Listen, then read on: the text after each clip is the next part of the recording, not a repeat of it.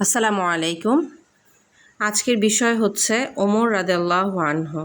আবু বকর রাদিয়াল্লাহু আনহুর মতো ওমর রাদিয়াল্লাহু আনহুও প্রথম যুগে ইসলাম গ্রহণকারী একজন ব্যক্তিত্ব। তিনি হিজরতের অনেক আগে সরাসরি রাসূল সাল্লাল্লাহু আলাইহি ওয়াসাল্লামের কাছে ইসলাম গ্রহণ করেন। মদিনা রাষ্ট্রের সকল গুরুত্বপূর্ণ ঘটনায় ও সিদ্ধান্ত গ্রহণে এবং সকল যুদ্ধে নবীজির ঘনিষ্ঠ সহচর হিসেবে তিনি কাজ করেছেন। মুসলিম রাষ্ট্রের খলিফা হিসেবে তার দায়িত্ব পালনের যোগ্যতার ব্যাপারে কারও কোনো দ্বিমত ছিল না। খলিফা আবু বকর রাদিয়াল্লাহু আনহুর মতো হযরত ওমর রাদিয়াল্লাহু আনহুকে অবশ্য রাজনৈতিক স্থিতিশীলতা কিংবা ইসলামের একতা ধরে রাখা নিয়ে প্রাথমিকভাবে কোনো চ্যালেঞ্জ মোকাবেলা করতে হয়নি। মুরতাদ ও বিদ্রোহীদের বিরুদ্ধে সফল সামরিক অভিযান শেষ হওয়ার পর গোটা মুসলিম রাষ্ট্রে এতটা আত্মবিশ্বাস বেড়ে গেল যে তারা উত্তরের পরাশক্তির বিরুদ্ধে চূড়ান্ত সামরিক অভিযান চালানোর ব্যাপারে খুব আগ্রহী হয়ে উঠল। গোত্রে গোত্রে যে বিবাদ ছিল এবং যে যুদ্ধ করে আরবরা সময় পার করত, ওমর রাদিয়াল্লাহু আনহুর সময় দেখা গেল সকল গোত্রই ইসলামের ছায়াতলে চলে আসায় পরস্পরের মধ্যে বিবাদের চেয়ে ভ্রাতৃত্ব বোধটাই শক্তিশালী হয়ে ওঠে। রাসূল সাল্লাল্লাহু আলাইহি সাল্লাম অসংখ্য ভাষণে সমগ্র মুসলিমদের এক উম্মাহ হিসাবে আখ্যায়িত করে গেছেন। এটা খুবই গুরুত্বপূর্ণ। তাই বর্তমানে মুসলিমরা যেভাবে নিজেদের মধ্যে লড়াইয়ে ব্যস্ত থাকে তা মেনে নেওয়া অনেক সময় কষ্টসাধ্য ব্যাপার হয়ে দাঁড়ায়। যাই হোক, নিজেদের মধ্যকার এই দূরত্বকে দূরে রাখার জন্য এবং বাইজেন্টাইন ও সাসানি সাম্রাজ্যের সীমানায় বসবাসরত যেসব মুসলিম গোত্রগুলো ছিল তাদেরকে নিরাপত্তা দেওয়ার স্বার্থে মুসলিম বাহিনী উত্তরের দিকে অগ্রসর হলো। এখানে বলে রাখি যে বাইজেন্টাইন হচ্ছে বর্তমানে কেন্দ্র হচ্ছে তুরস্কের ইস্তাম্বুল বর্তমানে। এর সাথে আরও 10-12টি দেশ ছিল, সেটা হচ্ছে গ্রিস, সার্বিয়া, রোমানিয়া, ইসরায়েল, ফিলিস্তিন, এরকমভাবে 10-12টি দেশ বাইজেন্টাইনের অন্তর্ভুক্ত ছিল। সাসানি সাম্রাজ্যের মধ্যে ছিল কেন্দ্রে ছিল ইরান, এর সাথে আরও 7-8টি দেশ আছে। ইরান, ইরাক এরকম আশপাশে 7-8টি দেশ নিয়ে সাসানি সাম্রাজ্য ছিল। এই দুটি জায়গার সীমানায় মুসলিমদের জন্য নিরাপত্তার স্বার্থে তারা উত্তর দিকে অগ্রসর হলো। আবু বকর রাদিয়াল্লাহু আনহুর খেলাফতের শেষ দিকে সাসানি নিয়ন্ত্রিত মেসোপটেমিয়াতে মুসলিমদের ছোটোখাটো অভিযান শুরু হয়ে গিয়েছিল ওই সময় থেকেই। এখানে বলে রাখি, মেসোপটেমিয়া হচ্ছে মূল কেন্দ্রটা হচ্ছে ইরাক, আশপাশে সিরিয়া, তুরস্ক, ইরানের বিভিন্ন অংশ আছে। এই মেসোপটেমিয়াতে ওমর রাদিয়াল্লাহু আনহুর দায়িত্বে এসে সেই কৌশলে একটু পরিবর্তন করলেন। প্রথম দিকে হয়তো ওমর রাদিয়াল্লাহু আনহু এবং তার সঙ্গীরা ভাবেননি যে এরকম ছোট ছোট খুচরা অভিযানের পরাসমাপ্তিতে এক বিশাল বিজয় চলে আসবে। এর আগে 603 থেকে 628 খ্রিস্টাব্দ পর্যন্ত প্রায় 25 বছর বাইজেন্টাইন ও সাসানিরা দীর্ঘমেয়াদী এক যুদ্ধে লিপ্ত ছিল। তাই দুই শক্তিশালী দেশই বা দুই শক্তিশালী সাম্রাজ্য সামরিকভাবে অনেকটাই ততদিনে দুর্বল হয়ে যায়।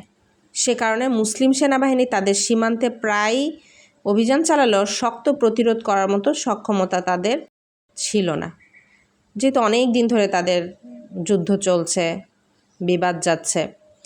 তো মেসোপটেমিয়া ও সিরিয়ার উর্বর জমিও তখন মুসলিমদের হাতে পরাস্ত হওয়ার অপেক্ষায় চলে আসে। আলহামদুলিল্লাহ, শুধু দরকার ছিল সুশৃঙ্খল একটি সামরিক অভিযানে।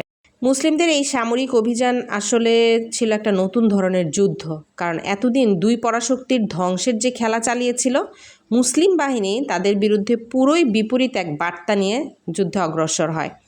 মুসলিমরা রাসূল সাল্লাল্লাহু আলাইহি ওয়াসাল্লামের নির্দেশনা অনুযায়ী তাদের যুদ্ধের নীতি ছিল যে ন্যায় বিচার ও সামাজিক সহাবস্থানের আহ্বান করা।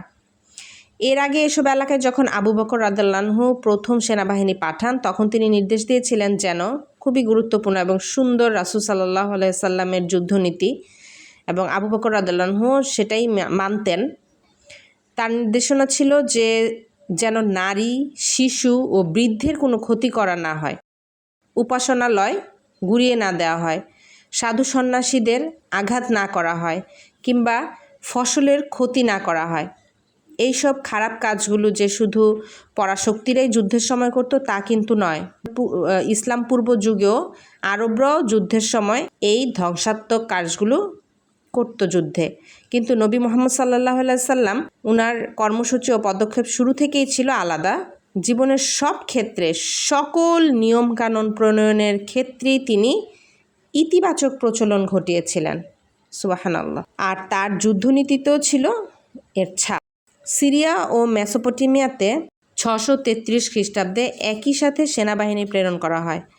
মুরতাদের বিরুদ্ধে অসাধারণ জয়লাভ করায় সেনাপতি খালিদ বিন ওয়ালিদের নেতৃত্বেই পারস্য নতুন অভিযান পরিচালনা করে। অন্যদিকে কুরাইশ নেতা আবু সুফিয়ানের ছেলে ইয়াজিদের নেতৃত্বে আরেকটা বাহিনীকে পাঠানো হয় সিরিয়ায়। ইয়াজিদ বেশ সহজেই বর্তমান গাজার কাছাকাছি এলাকায় বাইজেন্টাইন সেনাবাহিনীর একটি অংশকে পরাজিত করে। বাইজেন্টাইন বাহিনীও বুঝতে পারে এই পরাজয় কেবল যুদ্ধের পরাজয় নয়, বরং এর মাধ্যমে একটি নতুন বাহিনীর 16 আনা জয় করে নেওয়া অভিযান শুরু হয়েছে। তাই মুসলিমরা আরও অগ্রসর হওয়ার আগেই বাইজেন্টাইন সম্রাট হেরাক্লিয়াস তার গোটা সাম্রাজ্য থেকে সৈন্য এনে মুসলিমদের বিরুদ্ধে জড়ো করতে শুরু করে। মুসলিম রাষ্ট্রনায়ক বাইজেন্টাইন রাজার এই পদক্ষেপের ব্যাপারে সচেতন ছিলেন, তাই তিনি খালিদ বিন ওয়ালিদকে বাইজেন্টাইনের দিকে অগ্রসর হতে নির্দেশ দিলেন। খালিদ তখন ছিলেন ইরাকে, আর তিনি সফলও হচ্ছিলেন। তারপরও তিনি খলিফার আদেশ পেয়ে কোনো দেরি না করে মরুভূমি পাড়ি দিয়ে দ্রুত বাইজেন্টাইন এলাকায় যেসব মুসলিমরা ছিলেন তাদের সাথে যোগ দিলেন সেই মুসলিম সেনাবাহিনীতে। জেরুজালেম থেকে 30 কিলোমিটার পশ্চিমে আজনাদাইন এলাকায় মুসলিম বাহিনীর সাথে বাইজেন্টাইনদের মূল যুদ্ধ হয়। বাইজেন্টাইন সম্রাটের ভাই নিজে সরাসরি তার সেনাদের নেতৃত্ব দিচ্ছিলেন। তারপরও মুসলিমরা ঐতিহাসিক সেই যুদ্ধে বাইজেন্টাইনদের পরাজিত করতে সক্ষম হয়। দক্ষিণ সিরিয়াতে তখন অল্প কিছু সংখ্যক যে বাইজেন্টাইন সেনা ছিল তারা এই পরাজয়ের খবর পেয়ে পিছু হটে যায়। তারা জেরুজালেম, কায়সারা ও গাজায় গিয়ে অবস্থান নেয়। বাইজেন্টাইনরা বাকি এলাকা এভাবে ছেড়ে দেওয়ায় মুসলিমরা সহজেই ফিলিস্তিনিদের দোরগোড়ায় পৌঁছে যায়। আলহামদুলিল্লাহ। খালিদ বিন ওয়ালিদের নেতৃত্বাধীন মুসলিম সেনাবাহিনী এরপর আরও উত্তরে এগিয়ে যায় এবং দামেস্ক অধিকার করে। এখানে বলে রাখা ভালো, দামেস্ক হচ্ছে সিরিয়ার রাজধানী। 635 খ্রিস্টাব্দের সেপ্টেম্বরে মুসলিমদের হাতে দামেস্ক বিজিত হয়। শহরটি জয় করার পরই স্থানীয় অধিবাসীদের আতঙ্কমুক্ত করার জন্য মুসলিমরা একটা চুক্তি স্বাক্ষর করে। এটাও খুব সুন্দর। এই চুক্তিতে খলিফা উমর রাদিয়াল্লাহু আনহু প্রতিশ্রুতি দেন শহরের অধিবাসীদের জীবন, সম্পত্তি এবং ধর্ম পালনের অধিকারকে সুরক্ষিত করা হবে। তারা যতক্ষণ মুসলিম সরকারকে জিজিয়া পরিশোধ করবে ততক্ষণ তাদের কোনো ধরনের হয়রানি করা হবে না। এর মাধ্যমে মুসলিমরা আরেকটি বার্তাও সকলকে জানিয়ে দেয়, তা হলো তাদের যুদ্ধ শুধু বাইজেন্টাইন প্রশাসন ও সেনাদের বিরুদ্ধে, সাধারণ মানুষদের বিরুদ্ধে নয়। মুসলিমদের এই ঘোষণার ফলে সিরিয়ার জনগণের পক্ষ থেকে বিদ্রোহ করার সম্ভাবনাটা একদমই কমে যায়। শুধু কিছু বেদুইন গোত্র সিরিয়ার একটি অংশ দখল করে রেখেছিল তখনও। দামেস্ক হাতছাড়া হওয়ার পর বাইজেন্টাইনরা আরও সেনা জমাতে থাকেন যেন মুসলিমরা নতুন করে আর কোনো শহর জয় করতে না পারে এবং দ্রুত পরাজিত করে তাদের মরুভূমির দেশে ফেরত পাঠাতে পারে। খালিদ বিন ওয়ালিদ নিজেও বুঝতে পারছিলেন যে তার হাতে থাকা সৈন্য দিয়ে বাইজেন্টাইনদের বিশাল সংখ্যক সেনাদের মোকাবেলা করা যাবে না। তাই তিনি দক্ষিণে মোতায়েনকৃত সব সেনাকে প্রত্যাহার করে তাদের সাথে এসে যোগ দিতে বলেন। ইয়ারমুকের ময়দানে হেরাক্লিয়াসের নেতৃত্বাধীন বাহিনীর সাথে মুসলিমদের যুদ্ধ সংঘটিত হয়। 636 সালের গ্রীষ্মে এই যুদ্ধে তারা অংশ নেয়। ইয়ারমুকের ময়দানটা বর্তমানে পৃথিবীর মানচিত্র অনুযায়ী জর্ডান ও সিরিয়ার সীমান্তের কাছাকাছি একটি স্থান। বাইজেন্টাইনরা নিজেদের সবটুকু দিয়ে যুদ্ধে আসায় তাদের সেনা সংখ্যা যেমন বেশি ছিল তেমনি তারা ছিল উন্নত অস্ত্রে সজ্জিত, কিন্তু তাদের নেতৃত্বে অনেক দ্বন্দ্ব থাকায় মনোবলের দিক থেকে তারা ছিল দুর্বল। মুসলিম সেনাবাহিনী তাদের ওপর পূর্ণ শক্তিতে ঝাঁপিয়ে পড়ে এবং শোচনীয়ভাবে পরাজিত করে। বাইজেন্টাইনরা যুদ্ধের ময়দান ছেড়ে পালিয়ে যেতে বাধ্য হয়। নতুন করে কোনো ধরনের সামরিক অভিযান পরিচালনার মতো সক্ষমতা তাদের ছিল না। সম্রাট হিরাক্লিয়াস সিরিয়ার যুদ্ধে পরাজয় মেনে নিতে বাধ্য হন, কারণ তার কাছে মুসলিম বাহিনীর বিরুদ্ধে লড়াই করার মতো আর্থিক সামর্থ্য আর অবশিষ্ট ছিল না। দামেস্ক জয় করার পর খালিদ বিন ওয়ালিদ সেখানকার নাগরিকদের মানবাধিকার নিশ্চিত করার জন্য যে অসাধারণ চুক্তি করেছিলেন, এই শহরগুলোর বাসিন্দাদের সাথেও একই ধরনের চুক্তি করা হয়।